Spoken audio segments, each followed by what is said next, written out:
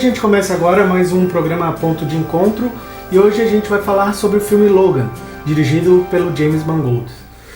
O James Mangold tinha assumido o personagem do Wolverine justamente no segundo filme, né, Wolverine Imortal, aqui chamado no Brasil, ou só The Wolverine em inglês, né, e ele meio que retomou um gênero de filmes de quadrinhos, assim, não muito apelando a esse grande universo estendido que tem tanto hoje em dia na Marvel e na DC, né? Talvez seja por aí que ele começou a acertar o personagem no Imortal e acertou em cheio no Logan. Talvez o Logan seja o personagem do Wolverine seja um bom lugar para se acertar, porque talvez o grande erro daquele primeiro filme solo do Wolverine, do Origins lá, seja justamente tentar se ligar de forma muito direta com esse universo, tentar explicar muita coisa desse universo. Talvez um dos erros seja por aí. Então, talvez sim, talvez não aponte o caminho, mas aponte um caminho possível para o futuro do filme de gibi. E claro que também é uma coisa interessante que tu tem que, situando um filme no universo mutante, tu tem que ter muitos mutantes nos filmes, né? Senão não compensaria nem pro estúdio. Afinal, o estúdio, a Fox, que detém justamente os direitos sobre o termo mutantes da Marvel, né? Todos os personagens que se dizem ou que são considerados mutantes dos quadrinhos pertencem à Fox, os direitos para a Fox no cinema. Então, realmente o filme tem que ter bastante personagens assim, e esse filme ele traz muitos personagens e muitos personagens totalmente desconhecidos do público, né? A começar pela X-23 lá, X-23 lá, que é considerada a filha dele, né? Geneticamente é filha dele ali, e ela não tem uma relação muito de longo prazo com os fãs de histórias em quadrinhos. Apesar de ser um personagem, né, que tem no quadrinho e tal, mas e mais do que isso, acho que ele não projeta muito pro futuro, né? Um filme de fim de universo nesse sentido, né? Não pensa tanto que não tem as cenas pós-créditos, né? Que ficaram meio que uma marca registrada dos filmes de quadrinho e no Logan isso não aparece. Então ele usa o Caliban, talvez seja outro exemplo, né? Que é um belo personagem, já bem antigo nos quadrinhos, já veio de longe e tal, mas que é um personagem secundário, personagem menor, e que ali assume um outro papel. Então eu acho que a grande qualidade do filme talvez seja um pouco nessa direção, assim, seja ser antes de tudo um filme. O cara quis filmar uma história antes de ser um filme de super-herói.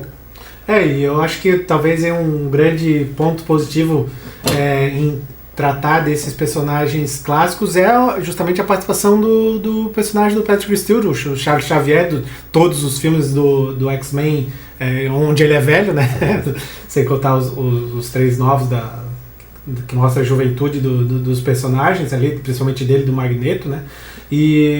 Mas o personagem do Charles Xavier, ele justamente ele é até meio que, vamos dizer assim, desglamorizado, né? Ele tá com quase 100 anos de idade, então tu tem realmente ali uma questão de posicionar o filme em termos dramáticos longe desse universo fictício de personagens com superpoderes ali. Ali nada mais é do que um personagem envelhecido com problemas mentais, nada mais justo para quem sempre usou da mente para exercer os seus superpoderes, né? Um personagem bastante envelhecido, mas que carrega ali todo o peso dramático de uma família que é basicamente o cerne de toda essa construção do Wolverine no cinema, né? A falta de uma família pro personagem dele. Nesse sentido é um fim muito digno, né? Tanto pro Wolverine quanto pro Xavier, pensando que seja mesmo, né? O último filme deles. E é muito interessante porque esses personagens, em especial o Wolverine e Xavier, que eles estão lá no X-Men 1, né, no primeiro X-Men, e que é meio que o grande restart de filmes de quadrinhos, assim, né? Depois tu tem alguns filmes antes, né? Tu tem Batman e tal, o Superman principalmente, mas essa nova leva de quadrinhos, de certa forma, começou com o X-Men. E o X-Men apontou os caminhos, aí mais o 2 do que o 1 até, apontou os bons caminhos que os filmes do gibi podiam seguir. E, ironicamente ou não, os próprios filmes do X-Men acabaram se distanciando dessa maneira de fazer filme, né? Pega em especial o do Apocalipse, o mais recente dos X-Men, ele abandona, ele é aqueles filmes, vamos chamar do filme antigo de quadrinho, assim, que tem personagem que está ali só para só para mostrar os poderes, então não tem. Então essas lições que o próprio X-Men construiu, no próprio X-Men deixou de lado, esqueceu, e o Logan, e o filme do Logan vai recuperar, né? Então eu acho que ele talvez o grande favor que todo esse sucesso vai fazer, que o filme do Logan alcançou, vai fazer, é botar inclusive os X-Men no caminho certo de novo. Eu acho que também, talvez aí pela primeira vez em todos os filmes aí que aparece o personagem do Wolverine, né? Que também aparece no X-Men Apocalipse, ainda que numa participação menor, bem curtinha ali, só para dar um gancho para a história do Arma X, né? Que é um eixo grande, né? Das histórias em quadrinhos ali. O personagem do Hugh Jackman como Wolverine, ele talvez ali, justamente por ele estar bem envelhecido, com o rosto bem machucado, assim, né, com o tempo, assim, talvez seja o grande papel até da carreira também do Hugh Jackman, assim, né, a gente vê que ele é um ator limitado, assim, não tem grandes talentos dramáticos, assim, mas ele que deu sorte de ser o Wolverine lá no início dos anos 2000, agora talvez ele está tão bem à vontade com o personagem que ele consegue entregar um pouco da dimensão dramática que o Wolverine carrega já nos quadrinhos e que até então nos filmes ficava um pouco meio diluída, assim, né? Principalmente porque ele era um cara que ele tem que se juntar à turma do X-Men, né? Então, enquanto os filmes dele solo, justamente é a história dele que importa. Talvez aí que justamente o Wolverine Imortal comece a definir esse caminho e venha a essa grande conclusão com Logan, né? Sempre se preocupou, sempre se discutiu a questão de filmes de quadrinho, isso, como que ia se comportar essa relação do ator com o personagem, né? Porque já estão aí há quase 2 décadas os filmes acontecendo e as mesmas pessoas interpretando os mesmos personagens. Então, em algum momento vão ter que parar, né? Eles envelhecem. De que maneira isso ia impactar no fazer os filmes, né? E eu acho que o que não se pensou, e o Logan talvez venha mostrar, é justamente que isso também traz algumas possibilidades, né? Tu tem tu poder fazer ali como tu fez um Logan e um Professor Xavier já mais velhos, mais acabados e tal, realmente dá uma carga muito maior, tendo o ator mais velho, do que quando tu vê no gibi, né? Isso classicamente já vem acontecendo principalmente com o Wolverine, né? Desde Dias do Futuro Esquecido, ele já parece mais velho e tal, o cabelo meio branco, então isso acontece, mas não tem um grande impacto, né?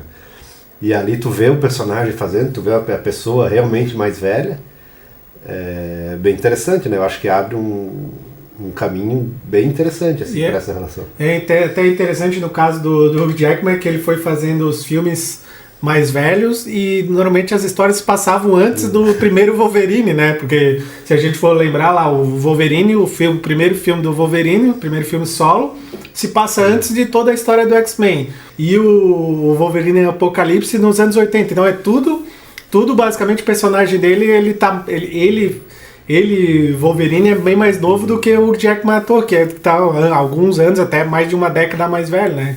O que é basicamente interessante, que o cinema pode se aproveitar disso, né? A gente vê, por exemplo, questões que são resolvidas até com efeitos especiais, no caso do Guerra Civil, que a gente viu o Robert Downey Jr. com 20 anos de idade lá numa cena quase no início do filme, né? E eles podem aproveitar também maquiagem para fazer esse envelhecimento do ator, que, como tu tá falando aí, justamente eu acho que isso dá uma veracidade maior pro cinema, que a gente não tem o mesmo efeito nos quadrinhos, justamente porque o desenho em si ele é meio diluído, assim, né? Tirando talvez um cara como, sei lá, o Alex Ross, ou alguém com traços muito mais marcantes, a velhice nos quadrinhos ela fica meio diluída ali, por causa que o desenho não é uma fotografia, né, de fato. E por mais que seja, tu saiba que aquilo é uma história, né, tu não tem como separar do meio que aquilo tá, né? Então o fato, por exemplo, de tu saber que no Logan o cara tá realmente mais velho, isso impacta na maneira que tu chega também. Diferente, por exemplo, acontece com o Robert Downey Jr., acontece com o Kurt Russell no segundo Guardiões da Galáxia também, que ele tá bem mais novo, uma cena no começo. O Homem-Formiga tem o Michael Douglas também, mais novo no início do filme. Mas ali tu sabe, né, que aquela cena é digital e tal, então até mesmo dentro do filme isso causa um impacto menor. Então é uma coisa que realmente só o filme, só tem que ter uma pessoa ali para te dar essa sensação, para te dar isso, né? E tu não consegue fazer isso no gibi, ainda que fosse, sei lá, fizesse um gibi com fotografia ou alguém que desenhasse fosse real e tal, ainda assim não teria esse impacto, né?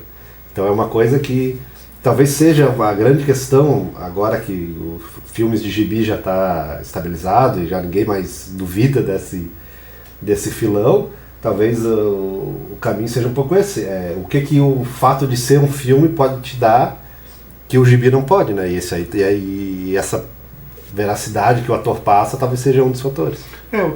Já partindo aí para as conclusões, eu acredito que o Logan, ele realmente dessa safra aí pós X-Men, né, que também o Wolverine está presente, mas pós X-Men, ele talvez seja um dos filmes, se não o filme mais corajoso, um dos filmes mais corajosos em abordar o personagem assim de forma que tu dê um desfecho para ele que não é muito usual, né?